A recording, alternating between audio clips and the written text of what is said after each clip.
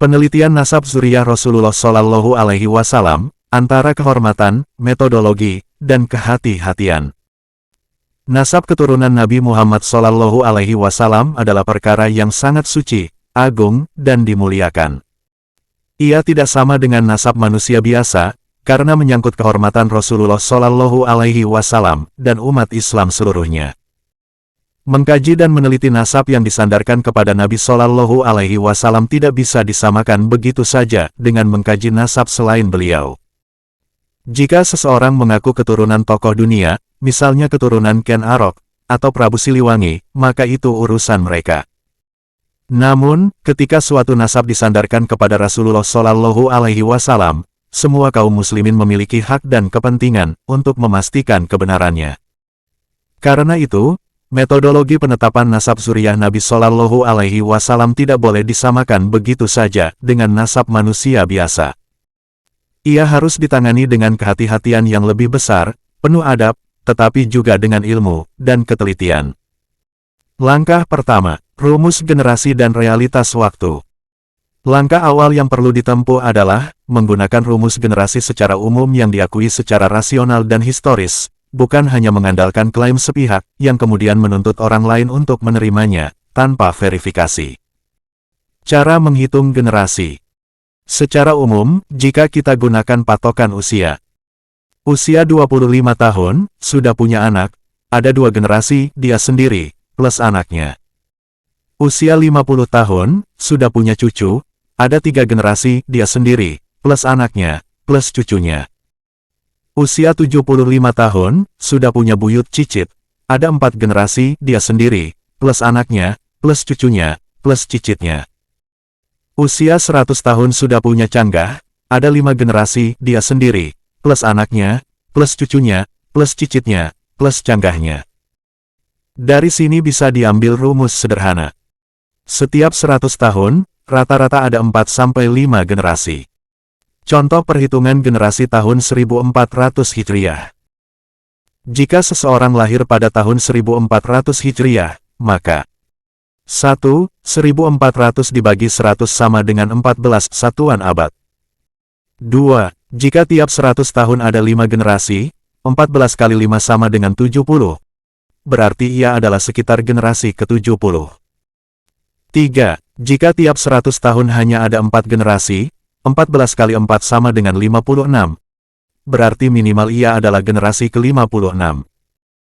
Perhitungan ini dihitung sejak hijrahnya Nabi Shallallahu Alaihi Wasallam dari Makkah ke Madinah, sedangkan beliau berhijrah pada usia sekitar 53 tahun.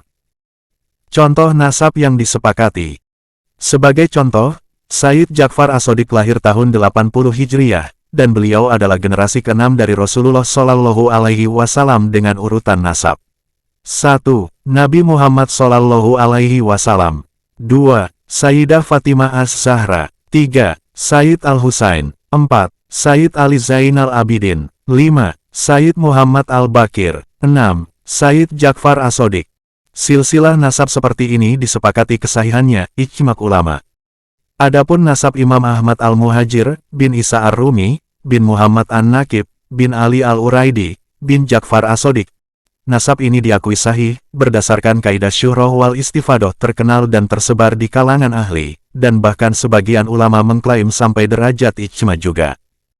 Namun, silsilah nasab setelah beliau-beliau tersebut sampai generasi bawah hingga masa kini, masih membutuhkan penelitian lebih cermat dari banyak ahli, karena nasab zuriyah Nabi Shallallahu Alaihi Wasallam tidak bisa diperlakukan seperti nasab manusia biasa.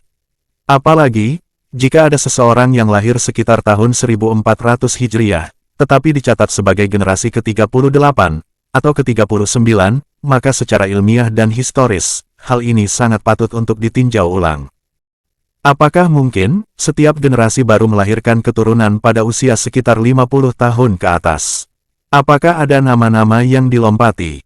Ataukah memang ada banyak nama, yang tidak bisa diverifikasi secara ilmiah? Di masa lalu, rata-rata orang menikah sebelum usia 20 tahun, sehingga jumlah generasi dalam satu rentang waktu cenderung lebih banyak. Namun tentu kondisi daerah, kebiasaan, dan zaman bisa berbeda-beda. Karena itu, rumus generasi di atas hanyalah pintu masuk awal, yang menunjukkan adanya kejanggalan, dan mengantarkan kita kepada langkah kedua. Langkah kedua, verifikasi setiap nama secara ilmiah. Pada langkah berikutnya, setiap nama dalam silsilah harus dapat diverifikasi dengan benar berdasarkan bukti, manuskrip, catatan sejarah, dokumen keluarga yang kuat, dan pengakuan ahli nasab yang kredibel. Jika ada satu nama saja yang tidak bisa diverifikasi, maka nama tersebut layak dipertanyakan.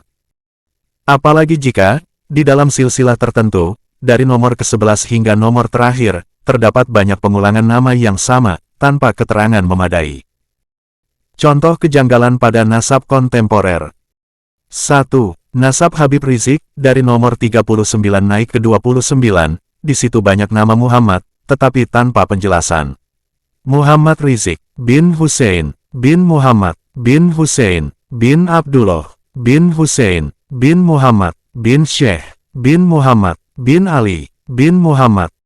Ada 5 nama Muhammad yang berurutan tanpa penjelasan tambahan. Tidak ada lakob gelar, tidak ada nisbah daerah, Al-Fulani, Al-Hadrami, dan lain-lain. Tidak ada penanda yang membedakan satu Muhammad dengan Muhammad yang lain. 2. Nasab Habib Lutfi.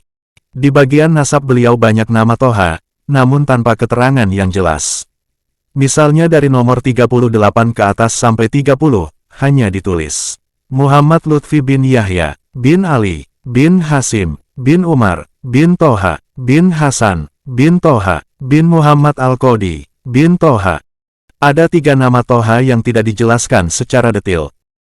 Karena itu, seluruh nama yang tertulis setelah Ubaidillah sampai ke bawah, hingga para habaib di Indonesia, wajib diverifikasi secara ilmiah dan terbuka. Fokus tidak boleh hanya pada satu nama saja, seperti Ubaidillah, lalu seolah-olah persoalan selesai. Justru keseluruhan jalur setelahnya, perlu diteliti dengan standar yang sama. Sikap syar'i, cinta, hormat, dan kehati-hatian. Dari uraian di atas, sikap yang proporsional adalah 1. Setiap habib yang muslim wajib dicintai, karena kita semua adalah sesama umat Nabi Muhammad Shallallahu Alaihi Wasallam. 2. Setiap habib yang alim dan solih wajib dihormati dan dimuliakan, karena ilmunya dan kesalihannya, bukan semata-mata karena klaim nasab. 3. Adapun urusan nasab, maka tetap wajib berhati-hati ihtiyat, agar tidak menzalimi Rasulullah Shallallahu Alaihi Wasallam dengan menisbatkan kepadanya sesuatu yang belum jelas. Tidak menzalimi umat dengan klaim-klaim yang tidak terverifikasi, dan tidak menjadikan nasab sebagai alat prestise duniawi. Penutup. Nasab zuriyah Nabi Shallallahu Alaihi Wasallam adalah amanah, bukan sekadar kebanggaan. Ia harus dijaga dengan ilmu, adab, dan kejujuran, bukan dengan klaim, tekanan, atau romantisme semata.